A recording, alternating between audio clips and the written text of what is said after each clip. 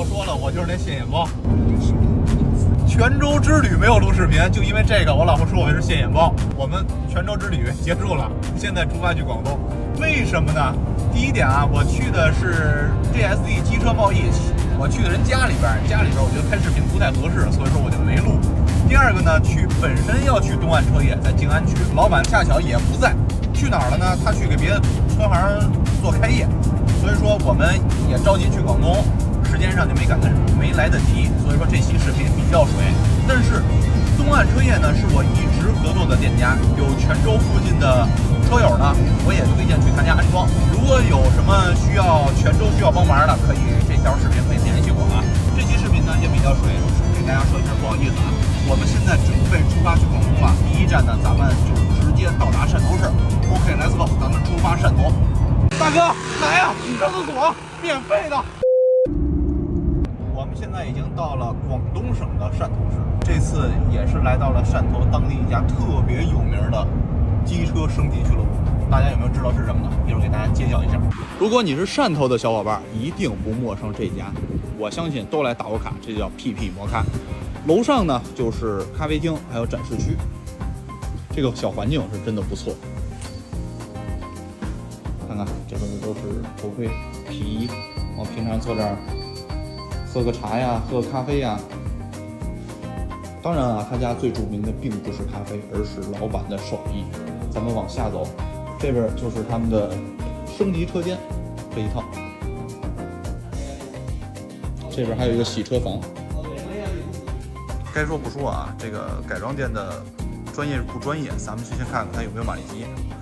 你看这个 PP 家呢是买了一台突破者的马力机，在这个屋子里还有一只超可爱的小猫咪。店长来这家店不光可以喝咖啡，还可以改车。我觉得撸猫才是重点，这个猫太粘人了，呼噜呼噜的。有风过来，我这边的客户来了，记得给打个好，放心，放心。好嘞，谢谢峰哥，拜拜，拜拜，好，慢走。你好像那个饭店住宿招客的那个，我像吗？